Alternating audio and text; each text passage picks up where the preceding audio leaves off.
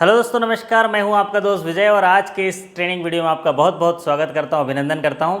जी हां दोस्तों, आशा करता हूं कि आप सभी सकुशल होंगे, स्वस्थ होंगे और अपने अपने शाखा में बेहतरीन तरीके से काम कर रहे होंगे। आज का वीडियो उन साथियों के लिए काफ़ी मददगार होगा जो साथी पहली बार ऑफिसर बने हैं, क्लर्क से प्रमोट होकर पास हुए। हमारे कई साथी ऐसे हैं जो क्लर्क से प्रमोट होकर अभी आने वाले दिनों में अपना ऑफिसर के पद को ग्रहण करने जा रहे हैं। तो ऐसे साथियों के लिए ये वीडियो काफ़ी महत्वपूर्ण होगा।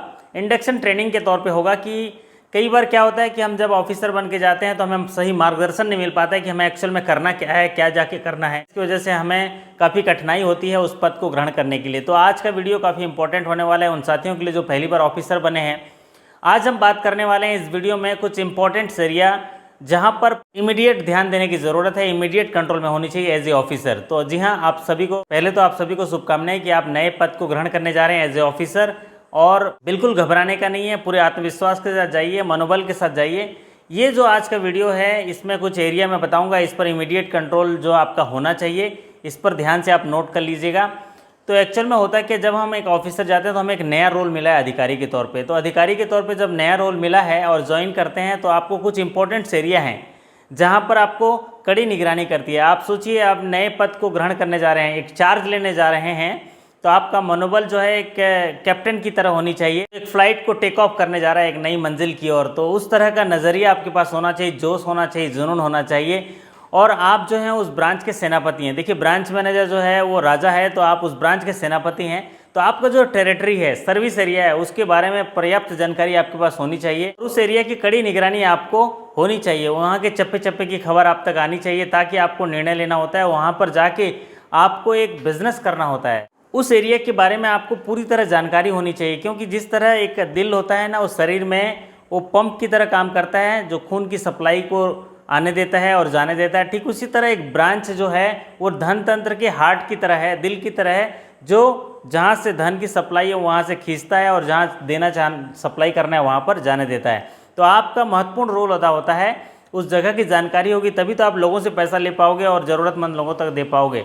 तो चलिए सबसे पहले बात करते हैं किन एरिया पर ध्यान देने वाली बात है जो इमीडिएट कंट्रोल होनी चाहिए आप एज ए ऑफिसर। सबसे पहले एज ए ऑफिसर जब ज्वाइन करते हैं तो आपके पास एक एरा फाइल होना चाहिए जिसमें आपका ज्वाइनिंग लेटर से लेके, ठीक है, फाइल अलग से होगी ब्रांच में, लेकिन आपके पास होनी चाहिए एक एरा फाइल जहां पर आपसे जुड़े हुए दस्तावेज जो हैं उसकी एक कॉपी यहां पर होनी चाहिए, ताकि जब ज़रूरत पड़े तो आप उसको देख के उसको जान सकें कि आपने क्या क्या एक्टिविटी करी है।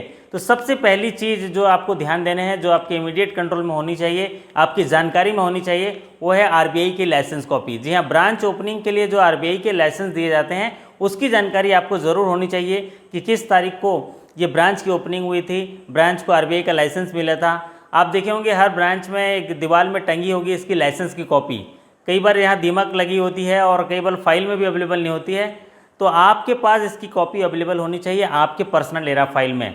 क्योंकि इसका इतना बड़ा महत्व है, जब भी आरबीआई के कोई इंस्पेक्टर आते हैं, ऑडिट वाले आते हैं, तो आपको उसके बारे में जानकारी होनी चाहिए। उस डेट ऑफ जो ओपनिंग है आरबीआई लाइसेंस का होना चाहिए, क्योंकि बड़ा बिजनेस कर रहे हैं। सोचिए, एक बिजनेसमैन है, दुकानदार है, वो दुकान चला रहा है, तो उसके पास भी एक लाइसेंस की कॉपी पीछे रखी होती है सुरक्षित तरीके से, ताकि कोई इंस्पेक्शन आ जाए, कोई विजिट आ जाए तो बता सके कि मेरे पास लाइसेंस है। ठीक उसी तरह हम भी बिजनेस करते हैं तो हमारे पास भी लाइसेंस की कॉपी होनी चाहिए। अगर वो सही तरीके से हमारे पास सुरक्षित रहता है तो उससे जुड़े जो आंकड़े हैं हम सही तरीके से उसको दे पाते हैं। दूसरी बड़ी बात, इसको याद रखने के लिए मैं प्राय ऐसा किया करता था कि जिस दिन उस ब्रांच की ओपनिंग हुई वहाँ पर छोटा सा सेरेमनी कर लिया। वो ये था कि जिस दिन ये ओपनिंग सेरेमनी होता था, ब्रांच में अगर कोई स्टाफ अच्छा काम किया तो उसको पुरस्कृत कर दीजिए, या उस दिन छोटा सा एक फंक्शन कर दीजिए, चाय पर मुलाकात कर दीजिए, ग्राहकों को बुला दीजिए। तो होता कि ये था कि उस तारीख को सबको याद आ जाता था कि ये ब्रांच जो है इस तारीख को ओपन हुआ था, इसलिए आज यहाँ पर सेलिब्रेशन हो रहा है। तो ये एक अच्छा सरल तरीका है उस तारीख को याद करने के लिए। तो ये बहुत महत्वपूर्ण चीज़ है जो एक अधिकारी के तौर पर आपको इसकी जानकारी होनी चाहिए। चलिए अब बात करते हैं दूसरी महत्वपूर्ण चीज़ की जो आपके कंट्रोल में होनी चाहिए, वो है डुप्लीकेट कीज़। अब जो सेफ़ है, जो आपके ब्रांच के प्रीमाइसेस, साथ ही साथ जो सेफ़ हैं, उसका जो है डुप्लीकेट जो कीज़ है वो कहाँ पर रखे गए हैं इसकी जानकारी होनी चाहिए। कौन से बैंक ब्रांच में रखी गई है, कब रखी गई है, कितने दिन में बदलनी है, कौन कौन से नंबर हैं, कौन कौन से कीज़ हैं, कहाँ कहाँ के कीज़ हैं, ये पूरी डिटेल्स जो है आपको इमीडिएट कंट्रोल में होनी चाहिए, आपको जानकारी होनी चाहिए। क्योंकि ये कंप्लायंस एज ए ऑफिसर आप चार्ज ले रहे हैं तो आपको ये जानकारी ज़रूर होनी चाहिए। तो जानकारी आपको ये भी होनी चाहिए कि 3 साल में बदलनी होती है। अभी कई शाखाएं जो मर्ज हुई हैं, तो आप ध्यान रखिए उनको बदल लीजिए चाबी को। कई बार ऐसा होता है कि हमारे पास जो चाबी है और उसमें जो नंबर है और जो रजिस्टर में जो रिकॉर्ड में जहाँ पर रखे गए उनमें कम हो जाती है, तो आपको भी वो ध्यान देने वाली बात है। वो जो चाबियाँ रिकॉर्ड में रखी गई हैं वो उतनी ही संख्या में होनी चाहिए जितनी संख्या में आपने को वहाँ पर जमा की गई है। तो ये ध्यान देने वाली बात है, क्योंकि ये बहुत ही कॉन्फिडेंशियल मैटर है और सीरियस मैटर है चाबी का। चलिए दोस्तों, अगली महत्वपूर्ण जो एरिया है जिस पर हमको ध्यान देना है और इमीडिएट कंट्रोल होना चाहिए वो है लीज डीड या ब्रांच प्रीमाइसेस। जिस प्रीमाइसेस पर अपना बिजनेस चल रहा है, जिस प्रीमाइसेस से बैठ के हम लोग पूरा ब्रांच ऑपरेशन चला रहे हैं, उस ब्रांच प्रीमाइसेस के लीज डीड के बारे में जानकारी होना चाहिए। कब एग्जीक्यूट हुआ था, कब रिन्यूअल हुआ, रेंट कितना है, लैंडलॉर्ड कौन है, उनके एड्रेस क्या है, उनके कॉन्टैक्ट नंबर क्या हैं और लीज डीड किस नियम एंड शर्तों पे एग्जीक्यूट हुआ। ये सारी जानकारियां आपको इमीडिएट होनी चाहिए, ताकि समय पर आप लीज डीड जब रिन्यूअल का टाइम आए तब आप उस पर कार्य कर सकें और रिन्यूअल से संबंधित जो कार्रवाई है वो उसको प्रेषित कर सकें। क्योंकि लीज डीड अगर रिन्यूअल में दिक्कत होती है तो बहुत लिटिगेशन होता है, फिर वो कई विवाद हो जाते हैं। तो ब्रांच प्रीमाइसेस के बारे में जो जानकारी है लीज डीड का, वो आपको ध्यान से पढ़ना चाहिए। हो सके तो एक कॉपी अपने एरा फाइल में रख लीजिए। चलिए, अगली महत्वपूर्ण बात जिस पर आपको ध्यान देना है वो है फायर एक्सटिंग्विशर हैं, उसके एक्सपायरी और रिन्यूअल के बारे में पूरा ध्यान दें। आप देखिएगा आपके ब्रांच में, क्योंकि देखिए हमारा पब्लिक प्लेस है ब्रांच पब्लिक प्लेस होने की वजह से वहाँ पर आपकी सुरक्षा की जिम्मेदारी होगी प्राइम हो जाती है। तो अगर आग लगने की घटना हो जाती है तो वहाँ पर आपको फायर एक्सटिंग्विशर रखे गए हैं कि नहीं सही तरीके से, ऑटोमेटिक फायर एक्सटिंग्विशर है लगे हैं कि नहीं, आप अपने फायर एक्सटिंग्विशर को जानते हैं चलाना। आपको अपने ब्रांच में उपस्थित सारे फायर एक्सटिंग्विशर्स को ऑपरेट करना जानना चाहिए। सभी अधिकारियों कर्मचारियों को ट्रेनिंग भी दी जानी चाहिए कायदे से। जब भी ये हादसा होगा, आप बताइए, कोई वेंडर तो रहेगा नहीं वहाँ पर, हम ही को ऑपरेट करना है, तो सारे स्टाफ को इसकी जानकारी भी होनी बहुत ज़रूरी है। जैसे एक फायर एक्सटिंग्विशर है जो पानी निकालता है, कोई ड्राई पाउडर निकालता है, कोई फोम निकालता है, कोई कार्बन डाइऑक्साइड निकालता है, कोई वेट केमिकल पर है, अलग अलग आगजनी होती है अलग अलग जगह, तो अलग अलग फायर एक्सटिंग्विशर यूज़ किए जाते हैं। तो इसकी जानकारी भी होनी चाहिए, उसको कैसे ओपन किया जाता है, किस तरह से ऑपरेट किया जाता है, चाहे वो लेडी स्टाफ हो जेंट स्टाफ हो, सभी को इसकी जानकारी होनी चाहिए कायदे से। तो जिस समय वो रिन्यूअल करने के लिए आते हैं, जो वेंडर आते हैं, तो उस समय सबको ऑपरेट करके देखना चाहिए। जब आपको ऑपरेट करना जाता है तो छोटी बहुत आगजनी जो हो जाती है उसको आप कंट्रोल कर पाते हो और उस आग को बुझा पाने में आप सक्षम हो पाते हो और बड़ी घटना से उसको बचाया जा सकता है। तो इसकी जानकारी ज़रूर होनी चाहिए, रिन्यूअल सही समय पर हो, और साथ ही साथ उस वेंडर की भी जानकारी होनी चाहिए, कौन से वेंडर है, किससे संपर्क करना है, उसको पेमेंट करते हैं आप, उसकी जानकारी भी होनी चाहिए। चलिए, अगली महत्वपूर्ण पांचवी बात जिस पर आपको कंट्रोल होना चाहिए, जानकारी होना चाहिए, वो है गन लाइसेंस। जी हाँ, आपकी ब्रांच में सिक्योरिटी गार्ड है, उसके पास गन है, तो उसका लाइसेंस एक्सपायर तो नहीं हो गया, इसकी जानकारी होनी चाहिए। उसके पास कार्टेज कितने हैं, उसकी टेस्टिंग वो कैसे कर रहा है, साल भर में उसकी ट्रेनिंग हो रही है कि नहीं हो रही है। क्योंकि अगर गन लाइसेंस एक्सपायर हो जाता है तो फिर आप गन रखने के लायक नहीं होते, उसको थाने में जमा करना होता है। तो ये महत्वपूर्ण जानकारी है, आपको होनी चाहिए। गन रिटेनर का नाम क्या है, उसके एड्रेस क्या है, उसके लाइसेंस की कॉपी जो है अप टू डेट होनी चाहिए। अगर एक्सपायरी हुआ है तो रिन्यूअल जो है इमीडिएट करनी चाहिए। उसके पास कितने कार्टेज हैं, कार्टेज का डिटेल्स क्या है, उसकी टेस्टिंग वो कहाँ कहाँ कर रहा है, ये सारी जानकारियाँ आपके पास होनी चाहिए। चलिए, अगली महत्वपूर्ण बात जो होती है, ब्रांच में लगे अगर जनरेटर लगे हैं तो उनकी कंडीशन कैसी है, उनका मेंटेनेंस कौन करता है, वो अगर ख़राब हुआ है तो उसको किससे संपर्क करना चाहिए, ये तमाम जानकारियाँ आपके पास होनी चाहिए। अगली महत्वपूर्ण बात, अगर ब्रांच में वाटर कूलर लगी है तो उसकी कंडीशन क्या है, उसका मेंटेनेंस कौन करता है, सही तरीके से साफ किया जा रहा है कि नहीं जा रहा है, ये सारी जानकारियाँ आपके पास होनी चाहिए। क्योंकि पानी एक ऐसी चीज़ है जिस पर आपको ध्यान देने वाली ज़रूरत है, क्योंकि शरीर का 70% हिस्सा पानी का है। ऐसे में जो ग्राहक आते हैं काम के लिए बैंक में अपने काम करवाने के लिए, उनको भी समय लगता है, तो पानी की व्यवस्था भी उचित होनी चाहिए। ऐसा ना हो कि ब्रांच आया था और ब्रांच का पानी पीकर बीमार पड़ गया, ऐसा नहीं होना चाहिए। इसलिए प्रॉपर तरीके से उसका देखभाल करना चाहिए। अगर पानी की व्यवस्था है तो सही तरीके से साफ सुथरा स्वच्छ होना चाहिए, ये ध्यान देने वाली बात है।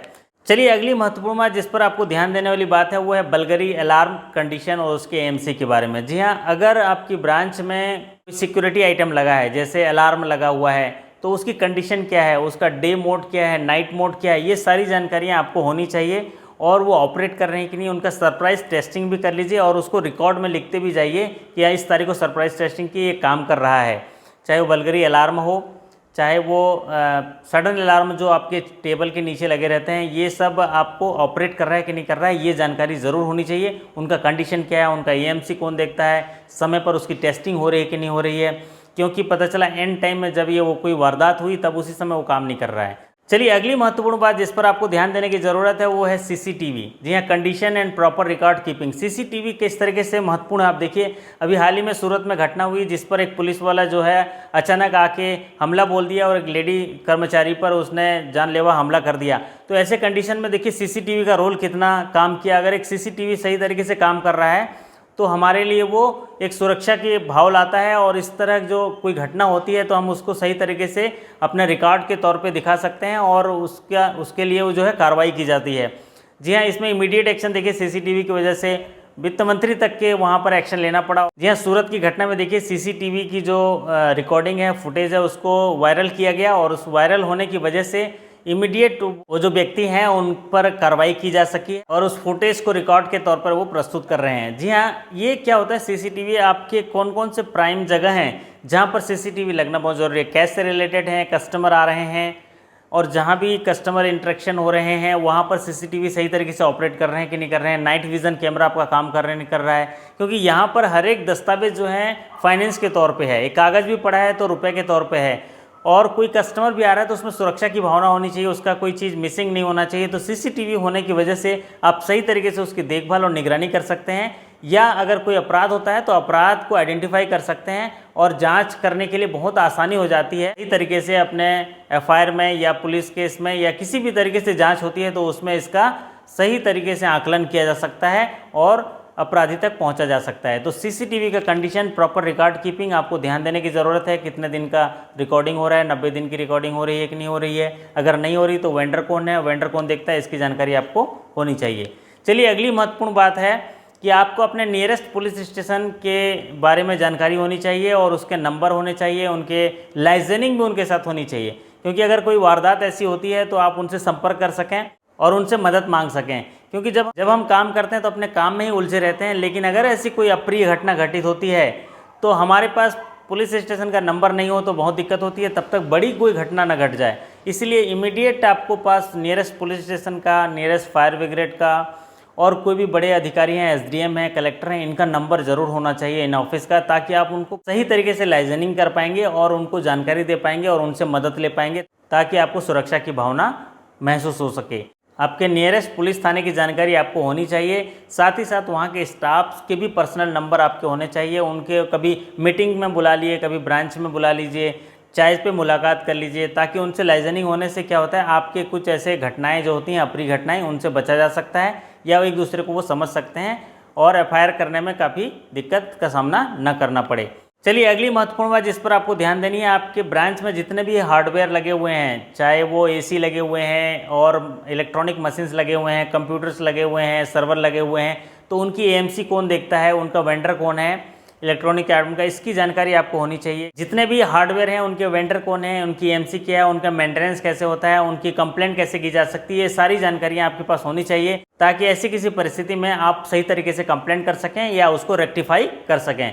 ये तंदुरुस्त होने चाहिए, क्योंकि इससे हमारे ब्रांच में काम करने के लिए आपको सही माहौल क्रिएट होता है। तो एसी भी चालू रहना चाहिए, सारे हार्डवेयर हो गए, प्रिंटर हो गए, ये सब सही तरीके से सुचारू रूप से काम करने चाहिए। अगर नहीं कर रहे हैं तो आपके पास एक बैकअप प्लान होना चाहिए, या उसको ठीक करने के लिए, जल्दी से ठीक करने के लिए आपकी पूरी जानकारी आपके पास अवेलेबल होना चाहिए। तो चलिए अगली महत्वपूर्ण बात जिस पर बात करते हैं, जिसको आपको ध्यान देने वाली बात है, मैंडेटरी नोटिस बोर्ड्स होते हैं।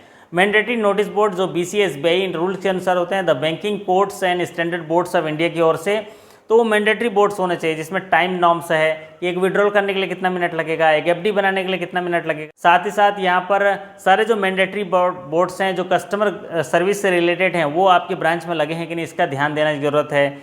आपके ROZO के जो लैंडलाइन नंबर हैं, जहाँ पर अगर आपकी सेवाओं से असंतुष्ट हैं तो ग्राहक उस संपर्क कर सकता है।